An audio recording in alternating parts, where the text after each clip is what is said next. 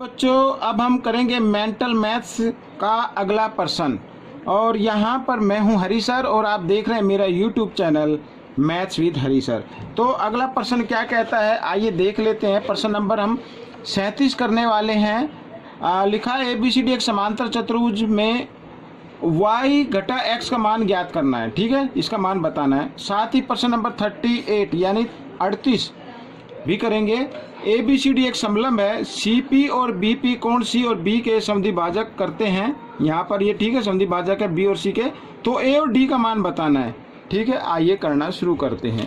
तो ज़्यादा मुश्किल तो नहीं है, लेकिन फिर भी आप बने रहें मेरी वीडियो पर और मुझे उम्मीद है कि मैं आपको अच्छे से समझा पाऊँगा। ठीक है, तो यहाँ पर देखिए, अब यहाँ पर लिखा है कि ABCD एक समांतर चतुर्भुज है। लिख लेते हैं एक बार, ABCD एक समांतर चतुर्भुज है।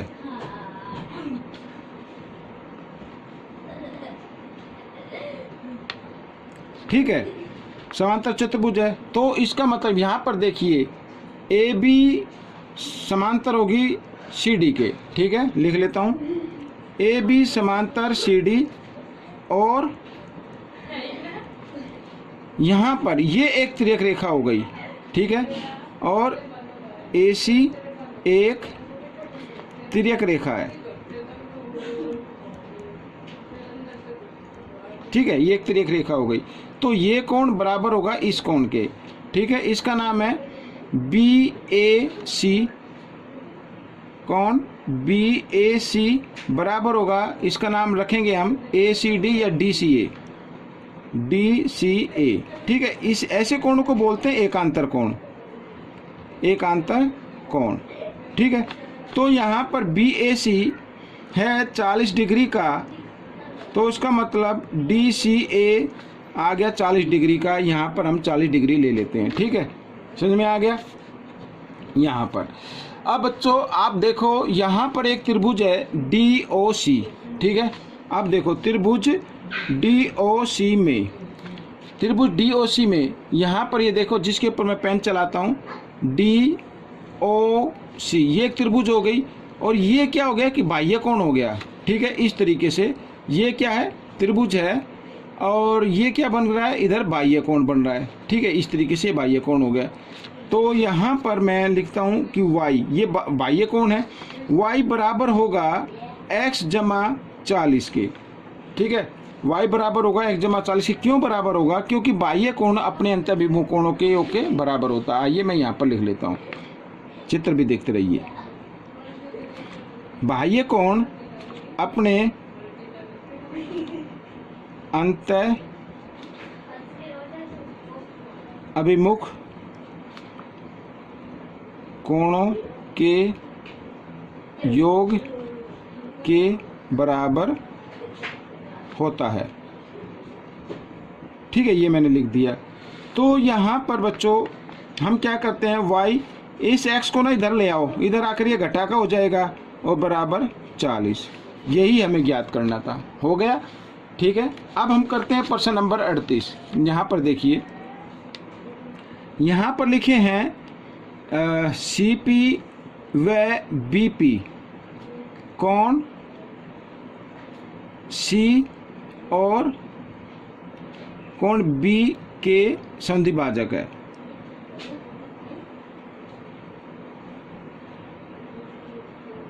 ठीक है, इसके समद्विभाजक हैं। तो इसका मतलब क्या होगा, समद्विभाजक का समान दो भागों में बांटना, यानी ये कोण बराबर होगा इस कोण के और ये कोण बराबर होगा इस कोण के। ये मतलब होता है। ठीक है, अगर हमें C की मान ज्ञात करना है, यानी कोण C का मान ज्ञात करना है, तो C किसके बराबर होगा, यहाँ पे जो दिया है ना ये BCP। ठीक है, BCP ये जो 25 डिग्री दिया है ना BCP है, तो इसके दुगने के बराबर होगा बच्चों यहाँ पर। और साथ ही यहाँ पर कोण B बराबर होगा, ये भी दुगने के बराबर होगा किसके, PBC के, PBC के, इस कोण के दुगने के बराबर होगा। तो आइए C की वैल्यू निकाल लेते हैं। तो 2 गुणा 25 और इधर आ गया कोण B बराबर 2 गुणा 30, तो बराबर यहाँ तो 60 डिग्री आ गया और यहाँ पे आ गया 50 डिग्री। ठीक है, तो कोण सी की वैल्यू आ गई 50 डिग्री और कोण बी की वैल्यू आ गई 60 डिग्री। अब देखो क्योंकि ये एक समलंब चतुर्भुज है, वो याद रखना है समलंब चतुर्भुज में दो भुजाएं समान होती हैं, तो ये भुजाएं, ठीक है, मैं यहाँ पर लिख लेता हूँ एक बार, ABCD एक समलंब चतुर्भुज है, ठीक है, जिसमें AD समांतर है BC के, ठीक है, ये समांतर है, समलंब चतुर्भुज है, तो इसमें AD ये यानी ये भुजा समांतर होगी BC के, ठीक है। और इसको मान लेते हैं एक तिर्यक रेखा, वह CD एक तिर्यक रेखा है, यहाँ पर तिर्यक रेखा है, तो इसका मतलब कोण C जमा कोण D दोनों का योग क्या होगा 180 डिग्री होगा। क्यों होगा, यहाँ पर मैं लिख देता हूँ, तिर्यक रेखा के एक ही ओर बने अंतःकोण, ठीक है, तिर्यक रेखा की एक ही ओर बने अंतःकोण, जैसे मान लीजिए मैं इधर बताता हूँ आपको, ठीक है, यहाँ पर ये दो रेखाएं समांतर है ऐसे, तो ये एक तिर्यक रेखा हो गई, तो इसके एक ही तरफ जो अंतःकोण बनते हैं ना, उनका योग हमेशा क्या होता है 180 डिग्री होता है। ठीक उसी प्रकार ये दोनों समांतर रेखाएं हैं, ये एक तिर्यक रेखा हो गई, तो इनका योग और ये दोनों का योग क्या होगा 180 डिग्री होगा, ठीक है। इसी प्रकार हम इसको दूसरे का भी निकाल लेंगे। तो C हमारा है 50 डिग्री का और D हमें निकालना है बराबर 180 डिग्री, तो D की वैल्यू आ जाएगी बच्चों 180 डिग्री जमा 50, इधर आकर ये घटा 50 हो गया, तो D की वैल्यू आ गई बच्चों 130 डिग्री, ठीक है, तो D की वैल्यू निकल ली। इसी प्रकार यहाँ पर जगह का मैं इधर समझा देता हूँ, इसी प्रकार, ठीक है, यहाँ पर एक बार फिर लिख लेता हूँ, AD समांतर BC व AB एक तिर्यक रेखा है, ठीक है ना, ये देखिए ये दोनों समांतर है, तो ये एक तिर्यक रेखा हो गई, तो ये इन दोनों कोणों का योग क्या होगा 180 डिग्री होगा। AB एक तिर्यक रेखा है,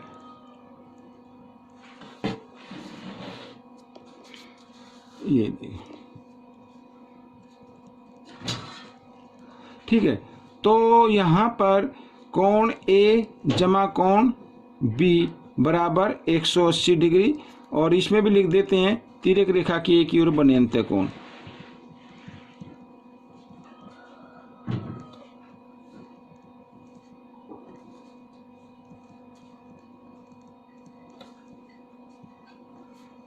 अंतःकोण।